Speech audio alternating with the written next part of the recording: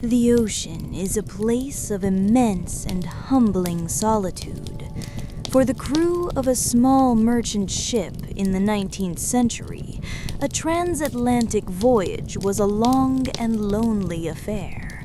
A slow crawl across a seemingly endless expanse of water and sky. The days were filled with the familiar routine of wind and waves, the creak of timber and the snap of canvas sails. So, when a lookout aboard the Canadian brigantine Dei Gratia spotted another sail on the horizon, it was a welcome sight, a brief break in the monotony, a reminder that they were not entirely alone in the world.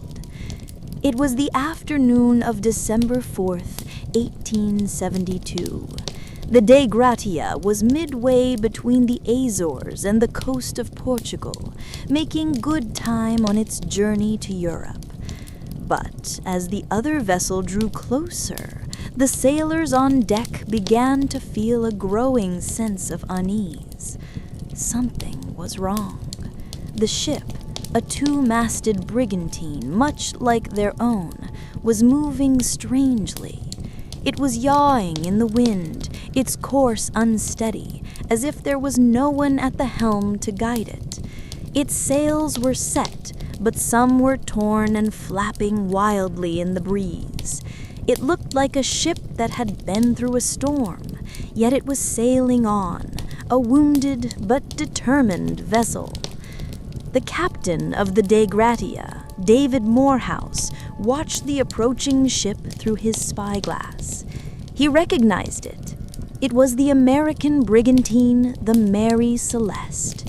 He knew the ship, and he knew its captain. They had met in New York just before their respective voyages began. Concerned, Captain Morehouse ordered his crew to try and hail the vessel.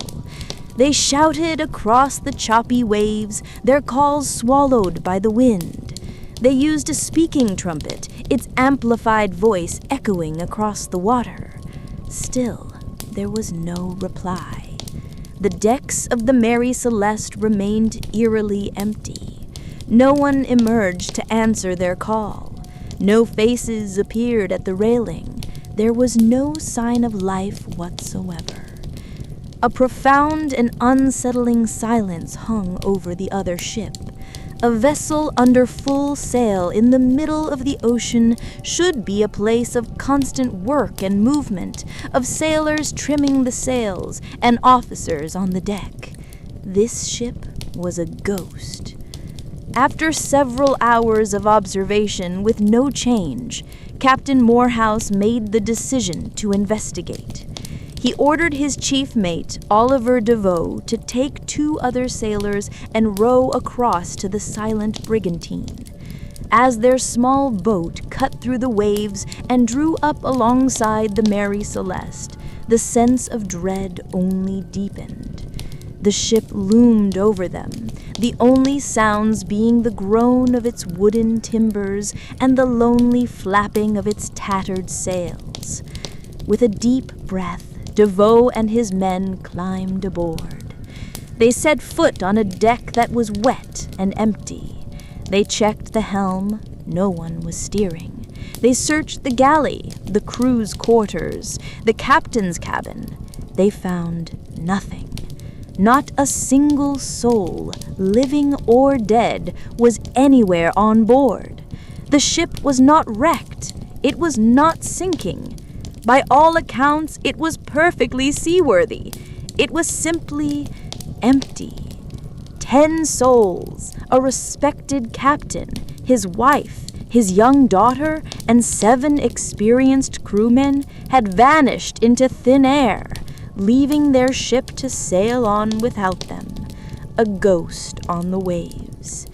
What could have happened on board the Mary Celeste? What terror could have caused an entire crew to abandon a perfectly sound ship in the middle of the unforgiving Atlantic Ocean?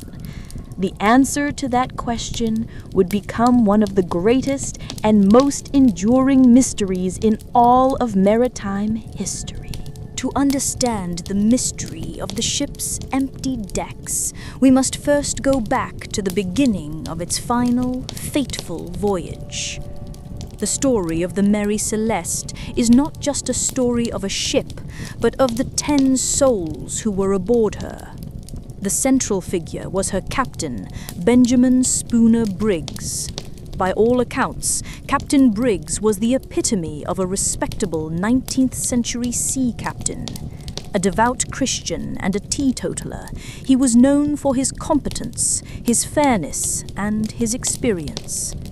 At just 37 years old, he was already a seasoned mariner and a part owner of the Mary Celeste herself. This was not just a job for him, it was his vessel, his investment, and his responsibility. Captain Briggs was not alone in his cabin. He was accompanied on this voyage by his wife, Sarah, and their 2-year-old daughter, Sophia. The Briggs' 7-year-old son, Arthur, was left behind in Massachusetts to attend school with his grandmother. The presence of the captain's wife and young child speaks volumes. A transatlantic crossing was a long and sometimes dangerous journey, and a captain would never have brought his family along if he had even the slightest doubt about the quality of his ship or the competence of his crew. The captain's cabin was made comfortable for the family, with a harmonium organ installed for his wife, who was a skilled musician. This was meant to be a routine, peaceful, and profitable journey. The crew was a small, professional team of 7 men. The first mate, Albert Richardson, was also a part owner of the ship and had sailed with Captain Briggs before. The rest of the crew were experienced German sailors, all with excellent records and reputations. Early sensationalist theories would later try to paint a picture of a mutinous, drunken crew, but all historical evidence points to the opposite. This was a hand-picked, professional, and reliable group of seamen. The ship itself, the Mary Celeste, was a 103-foot brigantine, a sturdy and seaworthy vessel. While it had a somewhat unlucky history under its previous names, by 1872 it was considered a sound and well-maintained ship. It was loaded with a cargo of 1,701 barrels of denatured alcohol. This detail is crucial. The cargo was not rum or whiskey intended for drinking. It was a volatile, industrial-grade alcohol destined for Genoa, Italy, where it would be used to fortify Italian wines. On the cold, clear morning of November 7th, 1872, the Mary Celeste pulled away from its pier in New York Harbor and set sail for the open Atlantic. The mood would have been one of professional optimism. They had a good captain, a good crew, a sound ship, and a valuable cargo. The journey to Genoa was expected to take about a month. As the shores of America faded behind them, there was no reason to suspect that this voyage would be anything other than a routine crossing. A few days later, another brigantine, the Dea Gratia, captained by David Morehouse, would leave the same harbor, bound for a similar destination. The 2 ships and the 2 captains who knew each other were now on a fateful intersecting course, destined to meet again in the vast, empty wilderness of the mid-Atlantic under the most mysterious circumstances imaginable. For nearly a month, the Mary Celeste sailed eastward, disappearing into the vastness of the Atlantic. Back on land, there was no news, but this was not unusual. In an age before radio, a ship at sea was in its own silent world, its progress unknown until it reached its destination. That silence was supposed to be broken by its arrival in Genoa. Instead, it was broken by a chance encounter in the middle of the ocean. On the afternoon of December 4th, 1872, the lookout on the Dia Gratia spotted the vessel. They were approximately 400 miles east of the Azores, battling moderate seas and a stiff wind. The ship they saw was a fellow brigantine, and as they drew closer, Captain David Morehouse was able to identify her through his spyglass. It was the Mary Celeste. The name was immediately familiar and concerning.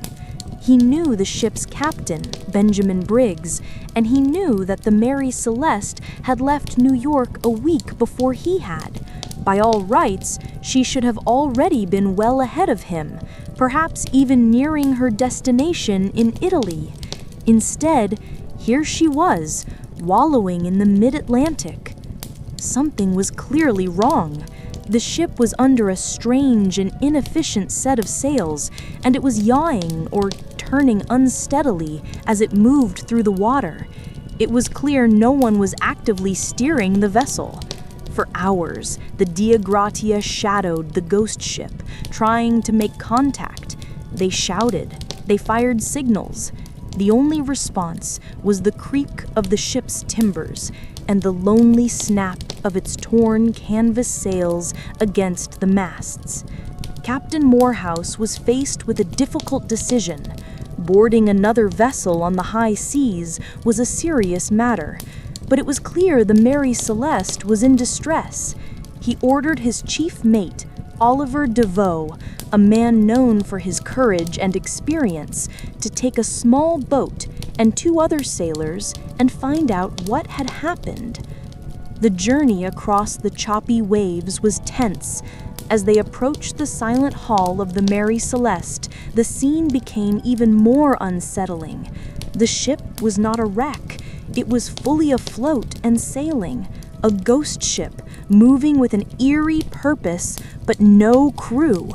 They circled the vessel, calling out, but their voices were met only by the wind. With a growing sense of dread, DeVoe and his men tied their boat off and hauled themselves up onto the deck. They found a scene of controlled chaos and profound silence. The ship's single lifeboat was missing. Some of the sails were set, but others were furled, and a few were badly ripped or had been torn away completely, their ropes and rigging thrashing in the wind. The deck was wet, and there was about 3.5 feet of water in the ship's hold, but this was not an unusual amount for a wooden ship of its size in rough seas, and it was certainly not enough to cause a seasoned crew to abandon it.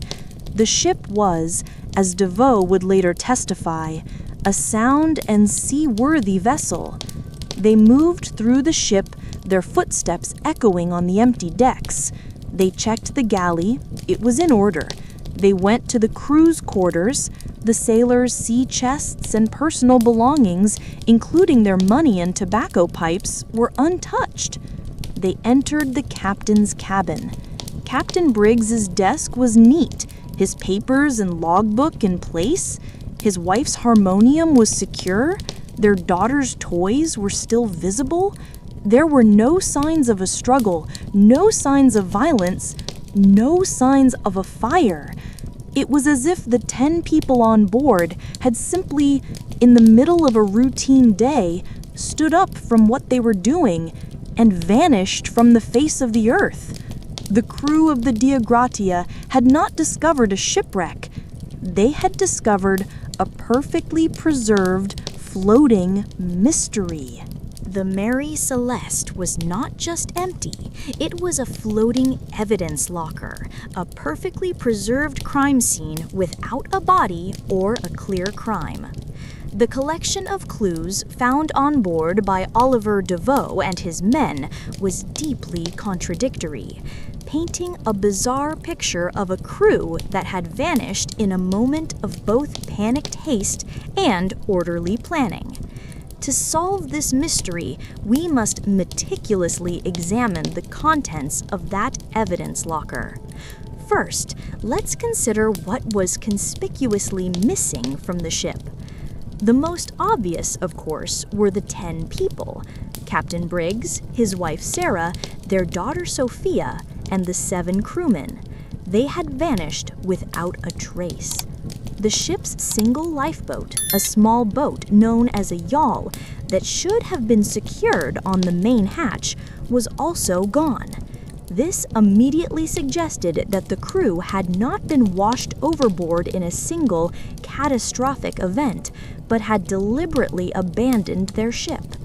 Also missing were the captain's essential navigational tools, his chronometer, used for determining longitude, and his sextant, used for measuring the altitude of celestial bodies. The ship's register and other official papers were also gone.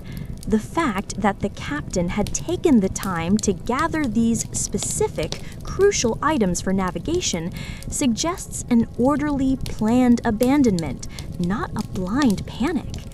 But the list of what was left behind is far stranger, and it directly contradicts the idea of a planned, long-term abandonment. The ship's cargo, the 1,701 barrels of denatured alcohol, was almost completely intact. A later inspection in Gibraltar would find that only 9 of the barrels were empty, a fact that could be explained by simple ullage, or the natural leakage and evaporation that occurs during a long sea voyage. The cargo hold was secure.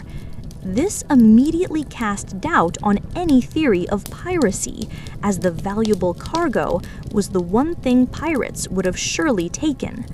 Furthermore, a 6-month supply of food and water, more than enough for the rest of the voyage, was found completely untouched in the ship's stores.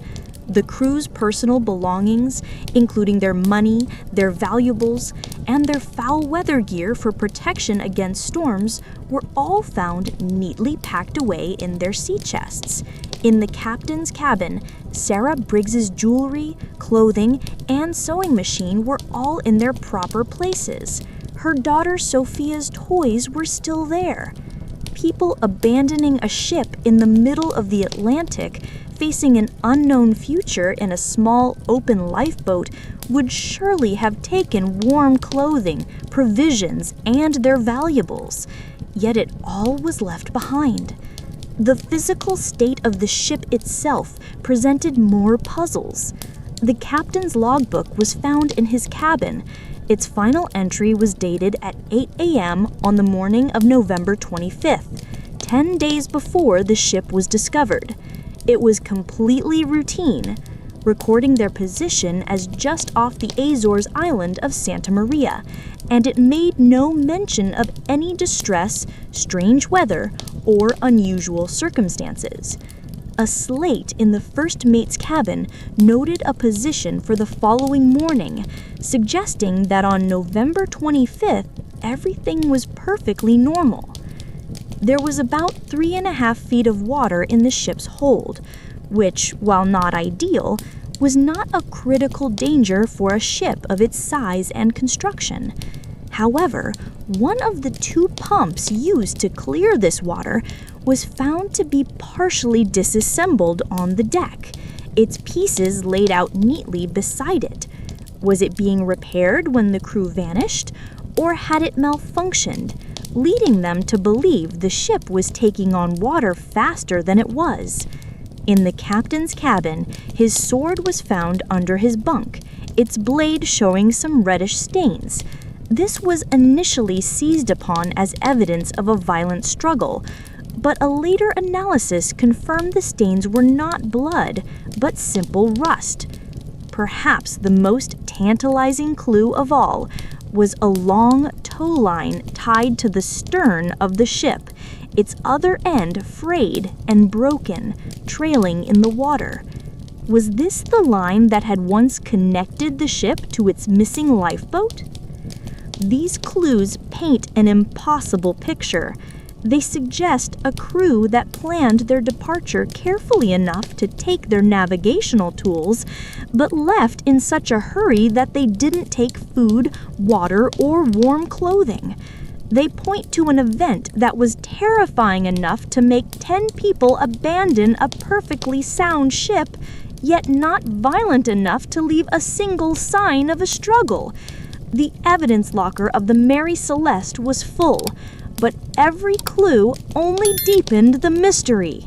After making their shocking discovery, Captain Morehouse and the crew of the Dei Gratia were faced with a significant challenge. The Mary Celeste was a valuable ship with a valuable cargo, and under maritime law, they were entitled to a substantial salvage award for bringing her to port. But to do so, they would have to split their already small crew. In a remarkable feat of seamanship, Oliver DeVoe and 2 other sailors from the Dei Gratia managed to sail the near-derelict Mary Celeste over 600 miles to the nearest major port, the British territory of Gibraltar. They arrived on December 13th, 1872, bringing the ghost ship and its profound mystery back into the world of men. What should have been a straightforward salvage claim, however, quickly devolved into a hostile and deeply flawed investigation, driven by a man with a suspicious mind and a flair for the dramatic. That man was Frederick Sully Flood, the Attorney General of Gibraltar and the Queen's Proctor for the Admiralty. From the moment the Mary Celeste arrived, Sully Flood was convinced he was dealing with a case of foul play. He dismissed the idea that a competent crew would ever voluntarily abandon a seaworthy ship, and he immediately began to construct elaborate theories of conspiracy and murder. His first and most serious accusation was leveled against the very men who had saved the ship. Sully Flood became convinced that Captain Morehouse and the crew of the Dei Gratia were not rescuers but murderers. He proposed that they had colluded with Captain Briggs to get the valuable cargo, then turned on him and his crew, slaughtering all 10 people on board and throwing their bodies into the sea. He imagined they had then sailed the ship for a time before staging the Discovery in order to claim the salvage money. He seized on the most minute details to support his theory, pointing to small cuts on a ship's railing as supposed axe marks from a violent struggle, and the rusty stains on the captain's sword as proof of bloodshed. When this theory failed to gain traction due to a complete lack of any real evidence and the sterling reputations of Captain Morehouse and his crew, Sully Flood turned his suspicions onto the crew of the Mary Celeste itself. He became fixated on the cargo of denatured alcohol. Despite being repeatedly told by experts that the alcohol was undrinkable industrial spirit, he concocted a lurid tale of a drunken rampage. He claimed that the crew of the Mary Celeste had broken into the cargo, become violently intoxicated, and then, in a fit of mad delirium, had murdered Captain Briggs, his wife, and his young daughter before escaping in the lifeboat. He pointed to the 9 empty barrels in the hold as his proof. But this theory, too, crumbled under scrutiny. The rest of the cargo was secure and untouched. The crew were all sober, professional German sailors with no history of drunkenness or mutiny. And most importantly, the ship was in a state of perfect, almost eerie order.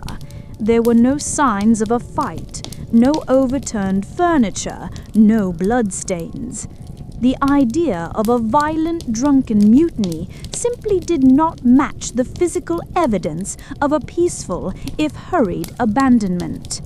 After a grueling 3-month inquiry, the court could find no evidence whatsoever to support Sully Flood's lurid accusations. They were forced to officially clear Captain Morehouse and his crew of any wrongdoing. However, the damage was done. The unsubstantiated suspicions raised by Solly Flood had so tainted the proceedings that the court, in its final judgment, awarded the salvagers only about 1/6 of the total value of the ship and its cargo, a fraction of what they were entitled to. It was a deep injustice to the men who had risked their lives to bring the ghost ship to port. The court's final, official verdict on the fate of the Mary Celeste's crew was in essence a declaration of ignorance. They could not determine what had happened. The first and only official investigation into the mystery had failed, leaving a vacuum that would be filled by a century of speculation, fiction, and eventually more plausible theories. With the sensationalist theories of mutiny and murder thoroughly debunked by the Court of Inquiry, the mystery of the Mary Celeste was left wide open. The central question remained: what could have possibly compelled a competent captain and his experienced crew to abandon a perfectly sound ship? In the century and a half since its discovery, a host of new theories have emerged. And while we may never know for certain what happened, modern analysis of the clues has led to one hypothesis that stands out as the most logical, the most plausible, and the one that best fits the strange and contradictory evidence. This leading theory centers on the ship's volatile cargo, the 1,701 barrels of denatured alcohol. The hypothesis is not that the crew drank the alcohol, but that they were terrified it was about to explode.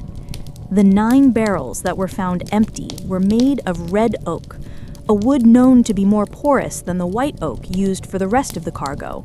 It is highly likely that these red oak barrels had begun to leak, allowing alcohol vapor to slowly accumulate in the warm and closed space of the ship's hold. The crew may have become aware of this leak.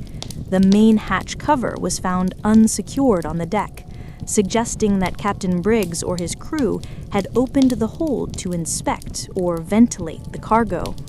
It's possible that the buildup of vapor created a deep rumbling sound, or perhaps there was a small, non-damaging explosion, a sudden whoosh of ignited vapor that would have blown the hatch cover off and sent a terrifying shockwave through the ship. This would not have been a large enough explosion to damage the vessel, but it would have been more than enough to convince everyone on board that a catastrophic, ship-destroying explosion was imminent. Faced with this terrifying prospect, Captain Benjamin Briggs, a responsible man with his wife and 2-year-old daughter on board, would have made a prudent, if ultimately fatal, decision. He would have ordered a temporary, precautionary evacuation. This was not a panicked, every man for himself abandonment. It was an orderly procedure. They would lower the ship's single lifeboat, the yawl, into the sea. He would take his essential navigational instruments, the chronometer and the sextant, so they could keep track of their position while they waited for the danger to pass. They would then tie the lifeboat to the ship with a long tow line, which could very well have been the frayed rope later found trailing in the water. They would all get into the lifeboat and wait at a safe distance, intending to return to the Mary Celeste once the threat of an explosion had subsided. This scenario perfectly explains the contradictory clues. It explains why they took the navigational tools but left behind their food, water, and personal valuables. They never intended to be gone for long. It explains the missing lifeboat and the frayed rope. It explains the lack of any signs of violence or struggle. It explains why a competent crew would leave a seaworthy ship. They didn't think they were abandoning it forever. They thought they were taking a temporary safety measure. The tragedy likely occurred next. While they were in the small, vulnerable lifeboat connected to their mothership, one of two things could have happened. A sudden storm or a large wave could have caused the tow line to snap. Or, if the line was not properly secured in their haste, it could have simply come loose. The Mary Celeste, still under partial sail, would have caught the wind and begun to move away from them. The 10 people in the lifeboat would have watched in horror as their ship, their only hope of survival, sailed away from them, leaving them stranded in a tiny open boat, hundreds of miles from land, alone in the vast and unforgiving Atlantic. Other theories exist, but none fit the evidence so neatly. Some have proposed a natural phenomenon, like a sea quake, an earthquake on the ocean floor, that could have shaken the ship and its cargo, causing the same panic. Others suggest an encounter with a waterspout could have filled the hold with water and damaged the rigging, leading the crew to believe the ship was sinking faster than it was. While possible, these theories don't as elegantly explain the orderly nature of the partial evacuation. In the end, while we can never be certain, the theory of a feared cargo explosion, a precautionary evacuation, and a tragically snapped tow line remains the most compelling and complete explanation for the enduring mystery of the ghost ship Mary Celeste. The story of the Mary Celeste has haunted the maritime world for 150 years. It has become the archetypal ghost ship legend, a tale told and retold in countless books, films, and documentaries. Its name is now synonymous with any mystery involving a vessel found empty and adrift. But the reason the story endures, the reason we are still talking about it today, is because it is a near-perfect mystery. It is a puzzle box with just enough clues to allow for the construction of plausible theories, but not enough to ever provide a definitive answer. We have followed the ship's final, fateful voyage. We have stood on its silent, empty decks with the crew of the Dei Grazia. We have examined the strange and contradictory evidence left behind, the missing lifeboat and navigational tools, the untouched food and valuables, the captain's log that gives no hint of trouble. We have seen how the initial sensational theories of mutiny and murder were born from suspicion rather than fact. And we have explored the modern, more logical hypothesis that a fear of the ship's volatile cargo led to a precautionary but ultimately fatal evacuation. The theory of a feared cargo explosion, a snapped tow line, and a ship sailing away from its stranded crew is the most widely accepted explanation, and for good reason. It accounts for almost every piece of the puzzle in a way that is consistent with the character of a competent and responsible captain. It provides a logical, non-violent narrative that explains both the order and the haste of the abandonment. It is a compelling and deeply tragic story of a prudent decision that through a moment of bad luck led to disaster. But it is and must remain just a theory. The greatest and most enduring mystery of the Mary Celeste is the one that can never be solved, the fate of its 10 lost souls. No trace of the missing lifeboat, nor of Captain Briggs, his wife, his young daughter, or his 7 crewmen was ever found. They vanished completely. The vast, indifferent expanse of the Atlantic Ocean simply swallowed them whole, leaving no clue as to their final hours. Did they capsize in a sudden storm? Did they succumb to exposure and starvation? We will never know. In the end, This case file must be closed, but the mystery remains open. The Mary Celeste is more than just a historical puzzle. It is a powerful and humbling reminder of the awesome power of the sea and of the fine line between a routine voyage and a timeless enigma. It is a human tragedy, the story of 10 people whose final chapter was never written, their last moments known only to the silent waves. The ship itself was salvaged and sailed for many more years, but it was forever branded as a ghost vessel. Its true legacy is not as a ship of timber and sail, but as a ghost of history, forever sailing the oceans of our imagination, its empty decks a permanent testament to a perfect and unsolvable maritime mystery. If you want to explore more of history's most compelling cold cases, subscribe to the Archivist and click the bell so you never miss a file.